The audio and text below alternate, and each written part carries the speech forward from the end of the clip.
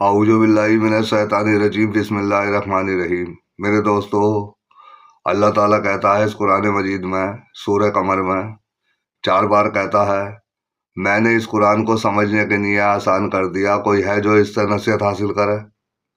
تو ہمیں مسلمانوں کو اللہ تعالیٰ سے کہنا چاہیے کہ جب تو نے اسے سمجھنے کے لیے آسان کر دیا تو میں سمجھوں گا، تو اللہ تعالیٰ سمجھا دے گا اس قرآن مجید کو۔ پھر کہتا ہے اے ایمان والو جو ایمان لائے ہو میرا کہا مانو، تو اللہ کا کہا ماننا یہی ہے قرآن مجید کو سمجھنا۔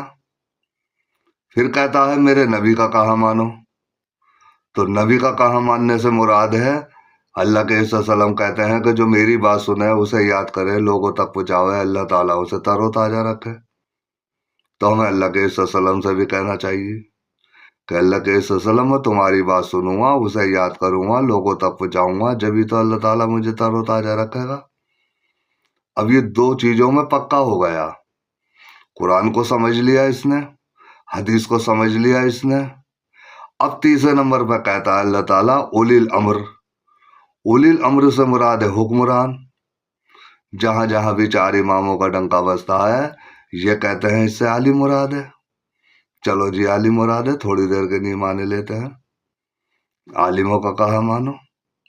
یہ توحید پہ چلتے ہیں، توحید پہ چلاتے ہیں، سنت پہ چلتے ہیں، سنت پہ چلاتے ہیں، حتیٰ کہ جنت کا راستہ دکھاتے ہیں یہ عالم۔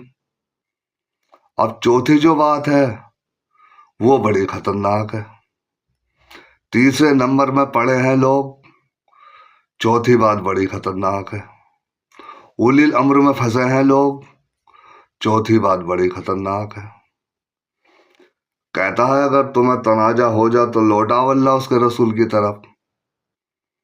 اب اس نے قرآن کو سمجھا، حدیث کو سمجھا، عالموں کی بات سنی، قرآن حدیث کے موافق سر آنکھوں پہ تنازع ہوا، لوٹ گیا اللہ اس کے رسول کی طرف، تو بڑے فخر کے ساتھ میں کہتے ہیں یہ ظالم غیر مقلد غیروں کی طرف لوٹ گیا، غیروں کی بات مانتا، ہماری بات نہیں مانتا۔ اور جن کو انہوں نے اپنے پیچھے لگایا ہے، نہ قرآن سمجھنے دیا، نہ حدیث سمجھنے دی، اپنے ہی پیچھے لگایا، تو کون سے بل بوتے پہ ہو جائے گا تنازع اس سے؟ اس ظالم سے تنازع کون سے بل بوتے پہ ہو جائے گا جب جانتا ہی نہ یہ قرآن حدیث کو؟ 2 مقلد آپس میں لڑ رہا ہے، لڑائی سنیے گا مقلدوں کی ان کی، اور مقلد کے لغوی معنی ہے جیسے جانوروں کے گلے میں پٹا ڈال دیا۔ صحیح کہ لوگ یہ کہتے ہیں کہ اگر فرائض مٹ